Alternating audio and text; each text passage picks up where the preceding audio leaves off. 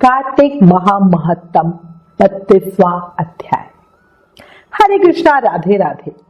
कल हमने कार्तिक महामहत्तम के 31वें अध्याय में ध्वजारोपण का महत्व जाना था। अब आज इस अध्याय में हम कार्तिक व्रत की उद्यापन विधि को सुनेंगे। शुरू करते हैं।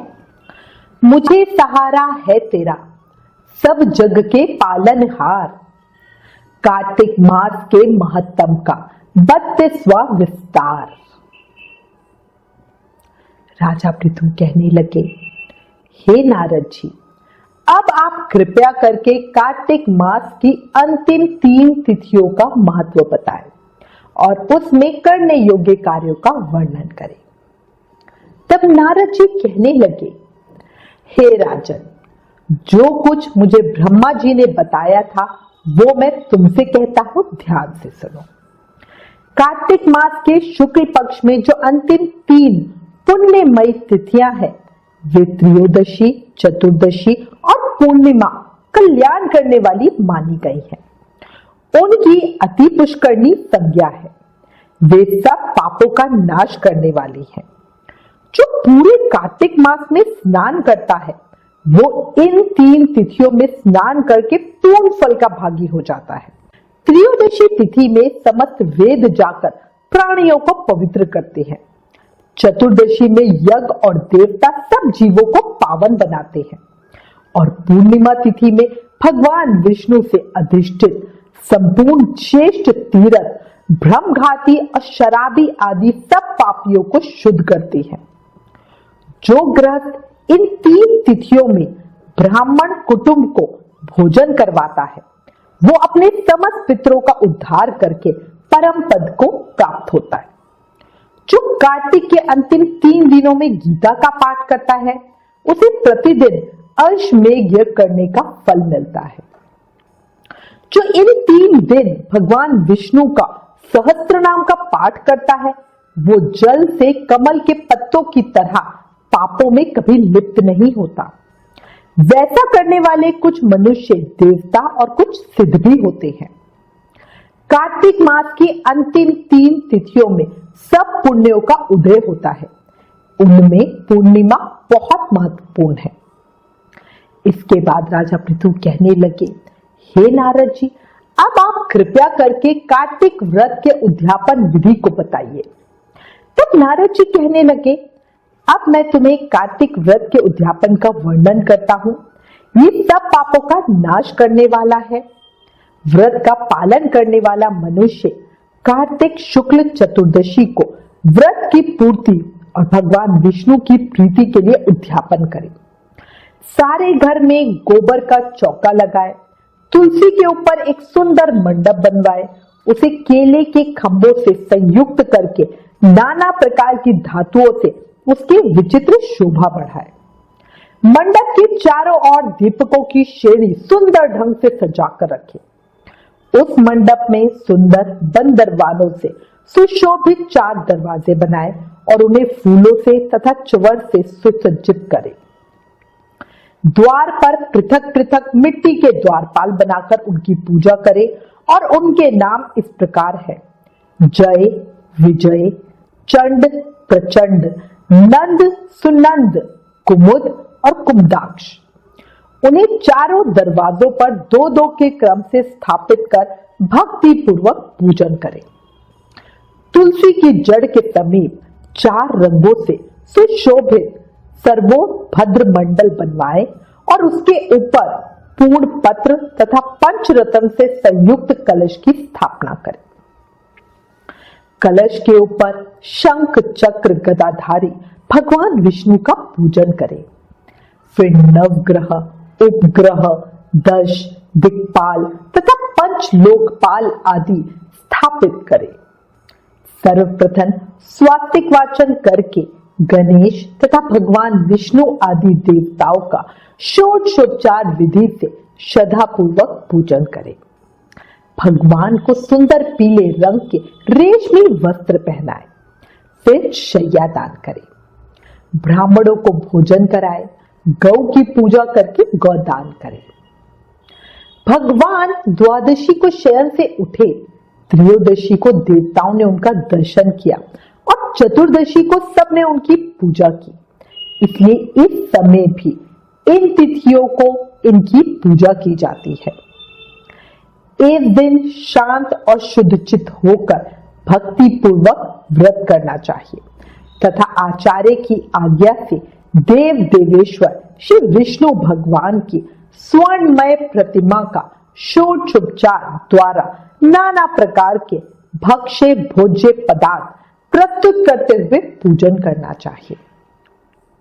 भक्ति पूर्वक रात्रि में गीत, वाद्य, कीर्तन आदि मंगलमय आयोजनों के साथ जागरण करना चाहिए। जो भगवान विष्णु के लिए जागरण करते समय भक्ति पूर्वक भागवत संबंधी पदों का गान करते हैं, वे सैकड़ों जन्मों की पाप राशि से मुक्त हो जाते हैं। जो मनुष्य भगवान के निमित्त जागरण करके रात्रि भर भगवान का कीर्तन करते हैं, उनको असंख्य गोदान का फल मिलता है।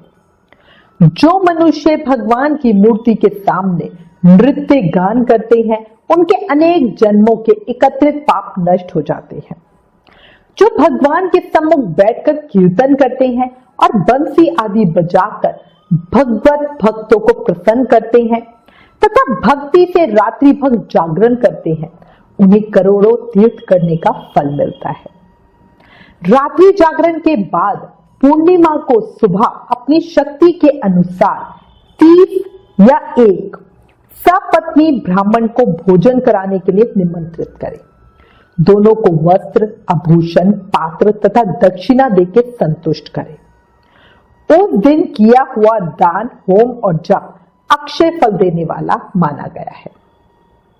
प्रातःकाल स्नान और देव पूजन करके वेदी पर अग्नि की स्थापना करें और भगवान की प्रीति के लिए तिल और खीर की आहुति दें। होम की शेष विधि पूरी करके भक्ति पूर्वक ब्राह्मणों का पूजन करें और उन्हें यथाशक्ति दक्षिणा दें। फिर उनसे इस प्रकार क्षमा प्रार्थना करें। आप सब लोगों की अनुकंपा से मुझ पर भगवान सदैव प्रसन्न रहे। इस व्रत को करने से मेरे 7 जन्मों के किए हुए पाप नष्ट हो जाएं और मेरे संतान चिरंजीवी हो। इस पूजा के द्वारा मेरी सभी मनोकामनाएं पूरी हो। मेरी मृत्यु के बाद मुझे अतिशय दुर्लभ विष्णु लोक की प्राप्ति हो। इस प्रकार क्षमा याचना करके ब्राह्मणों को प्रसन्न करने के बाद उन्हें विदा करें। पूजा की समस्त वस्तुओं के साथ गाय भी गुरु को दान दे दे। उसके बाद घर वालों और मित्र के साथ स्वयं भोजन करें। ये सब भक्ति पूर्वक तथा श्रद्धा सहित करने से सभी व्रतों का पूर्ण फल मिलता है और अंत में मनुष्य विष्णु लोक को जाता है। जो मनुष्य कार्तिक के व्रत को कहता सुनता है तथा देखता है, उसको भी व्रत करने के समान चौथे भाग का फल मिलता है।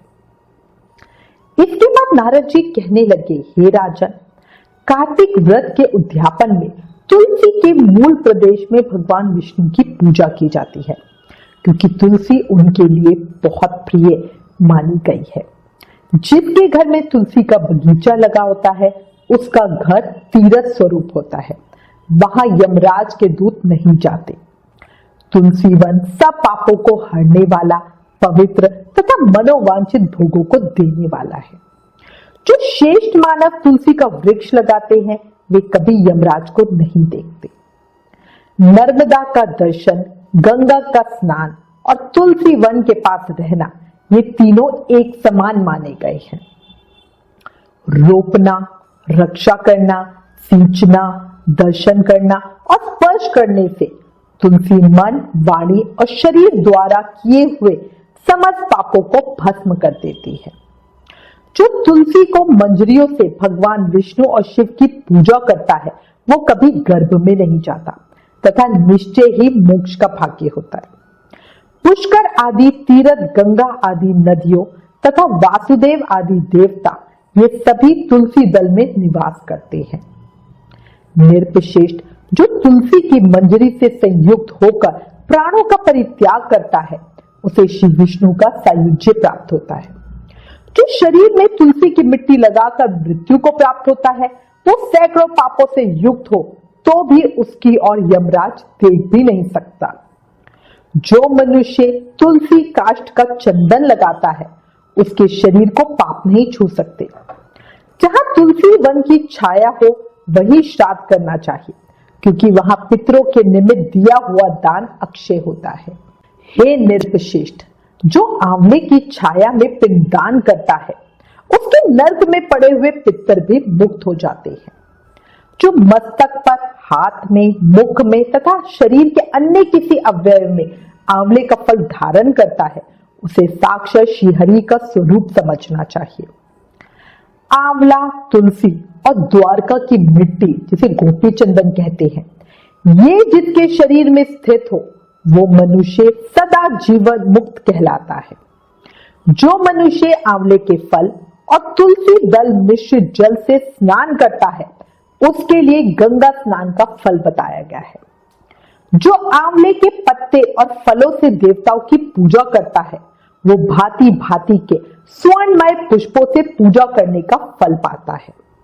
जो द्वादशी को तुलसी दल और कार्तिक में आंवले का पत्ता तोड़ता है, वो अत्यंत निंदित नरकों में पड़ता है। जो कार्तिक में आंवले की छाया में बैठ के भोजन करता है, उसका वर्ष भर का अनसंसर्ग जनित रोष दूर हो जाता है। जो मनुष्य कार्तिक में आंवले की जड़ में भगवान विष्णु की पूजा करता है, उसके द्वारा सदा संपूर्ण क्षेत्रों में श्री विष्णु का पूजन संपन्न हो जाता है। जैसे भगवान विष्णु की महिमा का पूरा वर्णन करना संभव नहीं, उसी प्रकार आंवले और तुलसी के महत्तम का भी वर्णन नहीं हो सकता। जो आंवले और तुलसी की उत्पत्ति कथा को भक्ति पूर्वक सुनता और सुनाता है, वो पाप रहित हो अपने पूर्वजों के साथ शेष विमान पर बैठ को विष्णु लोक को जाता है। कार्तिक पूर्णिमा को पुष्कर तीर्थ की यात्रा श्रेष्ठ मानी गई है। कार्तिक महीने में इस विधि का पालन करना चाहिए। जो इस प्रकार कार्तिक के व्रत का पालन करते हैं, वो धन्य है और पूजनीय है। उन्हें उत्तम फल की प्राप्ति होती है। सूत जी कहते हैं, व्रत में स्थित हुआ पुरुष यदि उद्यापन की विधि करने में असमर्थ हो, तो व्रत की समाप्ति के बाद उसकी पूर्णता के लिए केवल ब्राह्मण को भोजन करा दे। यदि ब्राह्मण ना मिले तो गौ का पूजन कर ले। यदि गौ भी ना मिले तो पीपल और वट वृक्ष का पूजन कर ले।